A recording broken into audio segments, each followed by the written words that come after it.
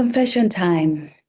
I wrote a Substack post from Bali and it exposed me because I realized something that made me laugh and cry at the same time. I wasn't just loving people, I was running a spreadsheet. And if you're an HSP who's been calling yourself or who's been calling self-abandonment kindness, I want you to stay with me.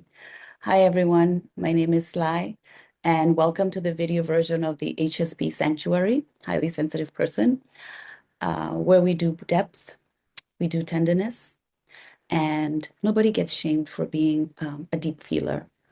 I've been getting comments on a post that I wrote, and I named it The Year I Realized I've Been Loving People the Wrong Way. And I want to shout out my Substack family, which is Molly, Heather, Dawn, Nan, Maria, Sam, Tuduetso, Aunt Carolyn, Nancy, and motherhood. You all are the reason this space feels alive and continues to grow. And you guys are not just reading my words, you're helping shape what I talk about. So, as I mentioned before, this is episode 5. And I mentioned that I am learning to become comfortable with being on camera. And my nervous system, as I said, is still doing cardio. May not look like it, but it is. I'm very nervous, but I like to name it and get it out of the way. And it's because I'm building a muscle on being seen and just not hiding behind my words on Substack. I wanted to make this a component of what I talk about on Substack to be a video component of what we uh, talk and share about on my Substack account. And my Substack family has been very, very supportive. They're cheering me on in behind the scenes. They're cheering me on in the comments. And some of you have already subscribed. I want to thank you for subscribing to this channel.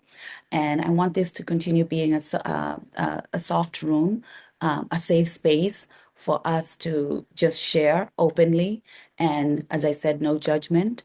So if if you've been watching since episode 1, you know this channel is basically my healing in public, minus the fake perfection, because I stumble over my words, I forget what I'm about to say. Sometimes I cry, I get emotional, and I haven't mastered any of it. Excuse me, I'm just figuring it out as we go. And so I really appreciate you guys sticking with me and watching me find my voice in real time. And today I'm going to answer the most powerful questions from those comments. And I'm going to be honest, this episode is telling on myself because I am you and I've lived this. So you know that episode 1 was me naming the nervous system and showing up anyway. As I said, my nervous system is doing cardio, doesn't show, but I'm like a duck on water. I'm just paddling under the water, but up on top, I look, composed and like I know what I'm going to talk about and what I'm going to say. But it's a practice, so I'm getting in the habit of just practicing naming the fear, and it's helping me become comfortable every day. So, episode 1, we named the nervous system and showing up anyway. Episode 2 was patterns, how we overthink and how we scan and how we shrink. Episode 3 was the cost of resentment, exhaustion. Why do I feel alone? And episode 4 was the reveal that perfectionism is people pleasing in disguise. So today is episode number 5, and it's the next chapter. It's what happens when you realize you've been loving people transactionally and you want to learn how to love relationally. So basically, here I'm going to be trading in my spreadsheet for a heartbeat. So let's get right into it. Let's go one layer deeper because this next one steps on toes, including mine. Here's what we're going to talk about. What question number one that Molly's question was, how do we keep giving when we get almost nothing in return?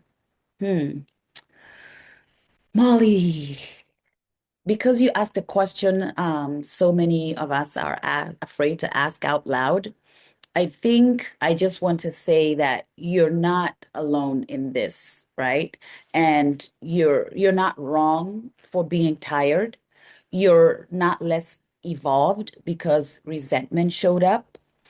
Um, I look at it as resentment is usually a sign that you're giving stopped being a gift and turned into proof. Here's how. When you give from overflow, I think you feel warm, right? You feel warm.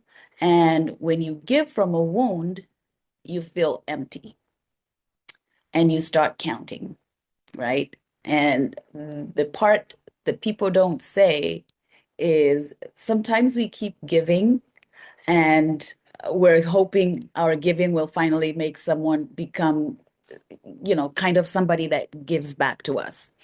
And here's what their heartbeat leaves. I think um, for me, and I mentioned this in a previous episode, that I used to be the person, and sometimes I slip up. As I said, I'm going to be telling on myself. I slip up and I don't still tell the truth. The easiest example I can give is when somebody says, "Oh, hey, Sly, how are you? How are you doing?" And I say, "I'm fine," right? While I know my nervous system knows that I'm not being honest because I may not be fine, but it's easier to just say I'm fine because I don't know if that person really cares to know. Like, do they really want to know how I'm feeling? But on the inside, my nervous system is in the back office like an accountant with trauma, just filing receipts, filing receipts. Like my nervous system and my body, they just keep score all the time. They do. So if giving creates that resentment, it's not generosity anymore. It's self-abandonment. And I liken it to self-abandonment with good manners, right? So you don't have to stop being giving. You just have to stop giving to places that keep making you or I disappear. Which takes me to question number two. Um, what do you do when you speak up and people walk away? That's a good one. That's a good one. Because this was also from Molly. Molly said something that's so real, it hurts because when you start naming your needs, some people will leave. And that feels like the world proving your worst fear, right? See, if I'm honest, I lose love. So then when you start seeing that happens, then you start not naming it and then you end up disappearing. But then you're not leaving your true authentic self. Like you're not being your true authentic self, right? So, but here's what's happening. Because actually some relationships that we're in were built on, or were not, yeah, there is some of the relationships that we're in are not built on connection. They're not. They're built on you or I just being compliant in the relationship. So when you stop performing, the relationship doesn't just fail. It reveals what it was made of. And I can give an example. For instance, I'll give an example with myself. I stopped being the one who plans everything, and suddenly there's no one to hang out with you because you're not making the plans. And it exposes that you're the one that was the glue holding the relationship together because now that you've pulled back, no hangouts are happening. And another thing that I also started doing is I stopped being the free therapist. And suddenly everybody's busy, right? That's not always rejection. Sometimes it's just clarity. And the lesson for you and me here, Molly, is that healthy love doesn't require you to stay convenient. It handles your needs without punishing you. So if these people walking away from us only happens when we start respecting ourselves, then maybe they weren't walking with us, right, Molly? They weren't you. They were using us as a service. That's how I look at it, and I hope that answers your question. Then that takes us to question number three, which was to do Etzo's ledger. She said, I shrink, I keep score, I ration myself too much, I ration myself so I'm not too much.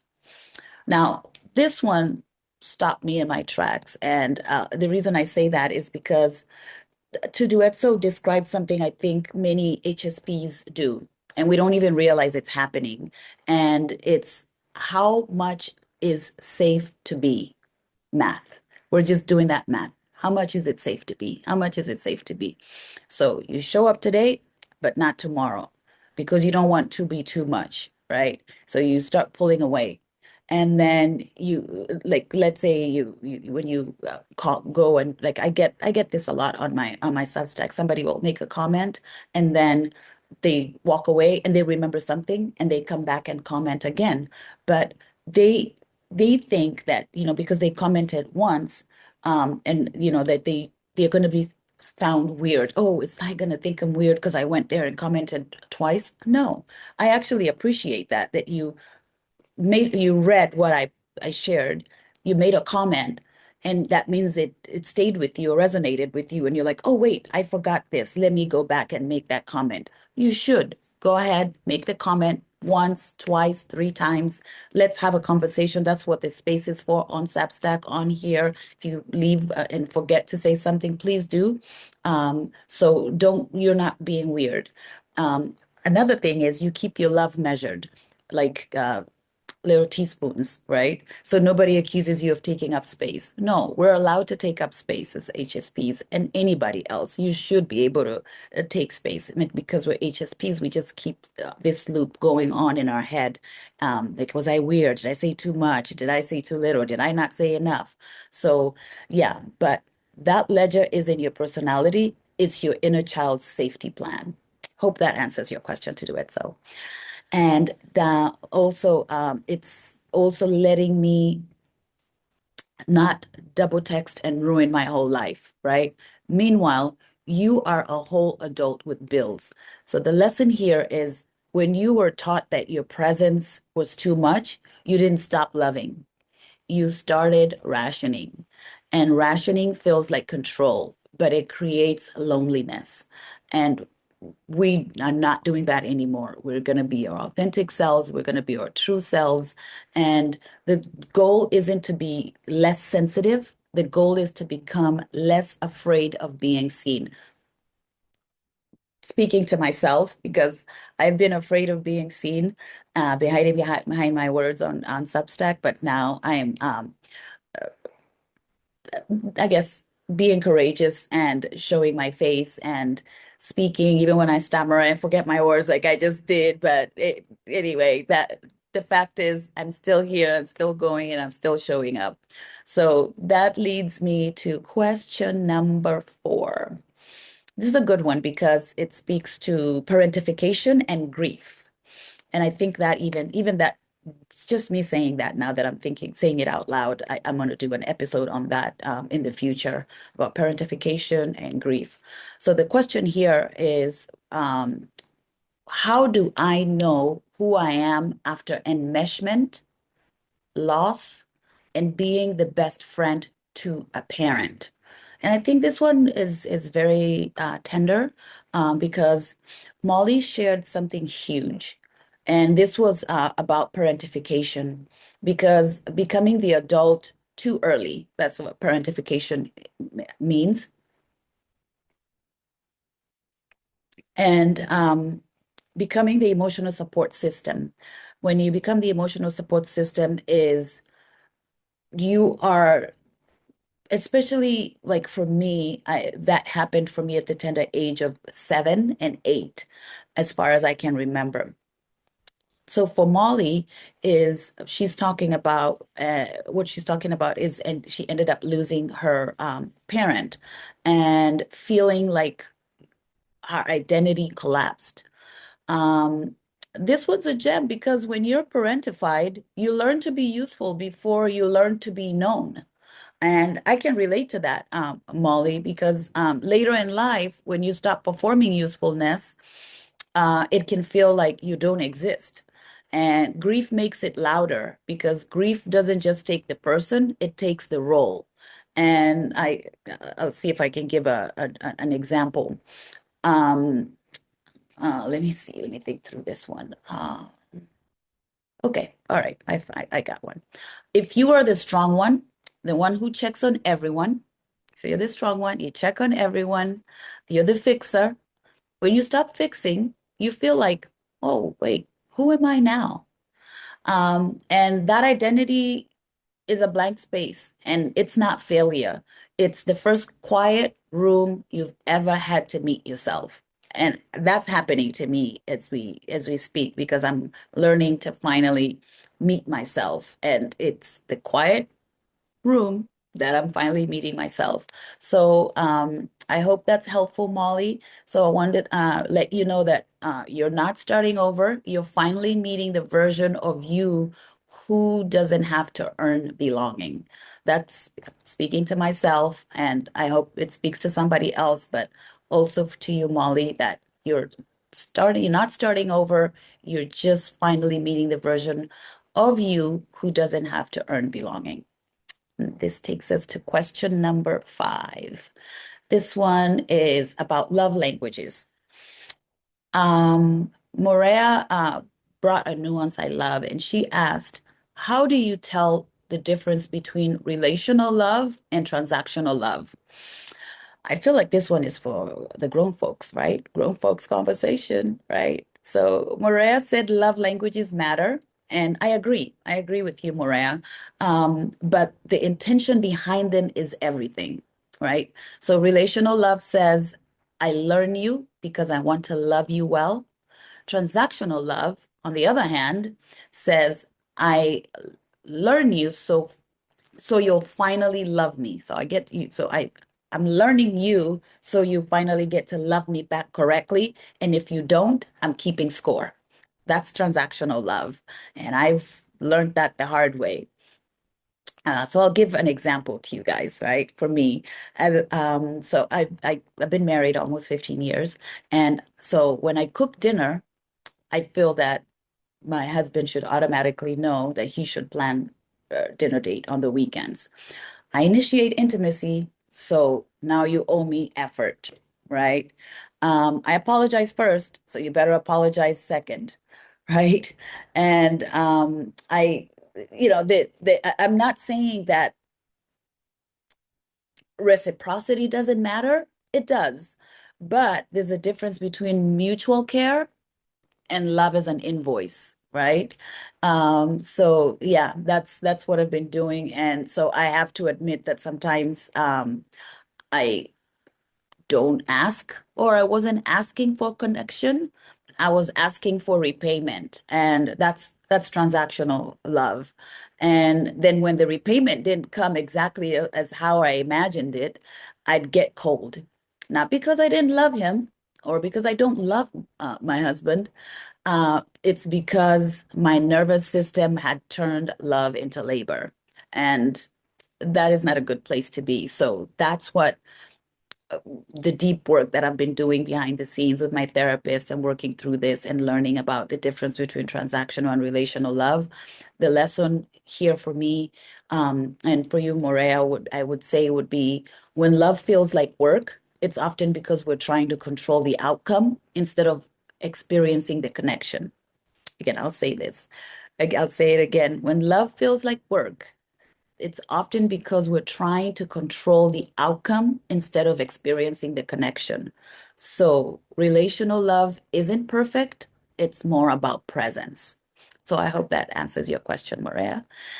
And the last question is a bonus question, and this one's for me because uh, it was more, what did Bali teach me in those first 24 hours, and why did it change everything? This one I'm gonna be honest. I'm really telling on myself. I am telling on myself because when I arrived in Bali, um, I after the first 24 hours of traveling, because it's a long flight from, excuse me, from California to Bali, and I had a flight that I connected through Hong Kong, and then from there to Bali. So it was pretty much around 24 hours of travel, and I lost a day there. So because Bali is 16 hours ahead of California. When I woke up my first morning, I looked in the mirror and I feel like I didn't recognize myself because it wasn't because I looked different. It was because I looked rested. My shoulders weren't up by my ears. I wasn't all tensed up, and my jaw wasn't clenched. I was fully relaxed mode. My nervous system was happy, and I wasn't running through everyone's like checklist or having a morning checklist. And so when planning this trip, my friend Glow told me one thing. She said, very gently and very lovingly, Sly, I just need you to show up, and I don't want you to lift a finger. Just receive. And those words, like they froze me for the first time in my life. And I didn't argue. I honestly didn't argue. I said, yes, ma'am, I will just receive. And that has been my word of the whole trip of me being in Bali, which is shocking because I've been arguing with love my whole life. Like, no, no, no, I'm fine, I'm fine. No, let me help you, let me help you. So the lesson for me was because receiving felt dangerous for me, but giving feels safe. So I can hide behind giving, but not receiving. And it's terrifying because for me, I've been trained to earn love. And because receiving means I might find out that I'm worthy without performance, which has been a whole identity crisis for me, to be honest, because I didn't even think about it that way until Glow mentioned it to me and said, I just need you to be here, just be present and just receive, and you don't need to lift a finger. I've got everything taken care of. So that led me into an identity crisis because I'm just like, wow, I've been trained to just earn love and just be performative. And so what I'm going to do here is I'm not going to go into the whole process of how my visit was in Bali in this episode. I'm going to unpack all my Bali lessons in a future episode because it deserves its own episode. And that part about what my body did, what my body, my nervous system did, the way I started unclenching after decades, I'll share that soon. But for that, the gem from those first 24 hours is this. I didn't need Bali to learn to receive. I needed permission. And I needed permission, and I'm learning that to give myself that permission now in real time with you. I give myself permission to share my story, show my face on camera, speak even though I am nervous, speak even though I'm afraid, speak even though it's messy. It just shows that I'm human and I'm figuring it out as I go and getting more and more comfortable as I speak. So if any of this, or if you relate to any of this, the full post is on my Substack. I'll link it below so that you can read what I shared about how I learned I was loving people the wrong way. And if you want the whole story, the details, because I do share actually how little Sly showed up on the flight and try to take over and run the show. But so you can read it there. And if what I shared today you feel resonated with you, tell me in the comments below what moment hit you the hardest, what part of yourself felt seen. And if you want to keep healing with us in this video sanctuary, subscribe so you get notified when a new episode drops. And this isn't me performing. It's just me being real. It's me building a muscle of being seen. Thank you for being here. Thank you for helping me build our sanctuary together. Also, if you want the full arc of how we got here, start from the beginning. Episode 1, I'll recap it for you, is me showing up, nervous but honest. Episode 2 is the patterns I didn't know were running me. Episode 3 is the price I was paying for being the strong one. Episode 4 is where we call out perfection for what it really is. And of course, this episode is me telling the truth about how I've been loving. So no pressure, just come catch up if you need the whole story. And I have a couple of questions that I always want to leave you with, so I can have you answer those in the comments, or you can answer those to yourself. One is, where are you calling it love, but it's actually you trying to earn safety? I'll read it again. Where are you calling it love, but it's actually you trying to earn safety? Number 2, what are you afraid will happen if you stop keeping score and just tell the truth about what you need? What are you afraid will happen if you stop keeping score and just tell the truth about what you need? So I want you to sit with that. And if you feel safe, drop one sentence in the comment. And I also will put a link to my Substack below. And I will see you tomorrow.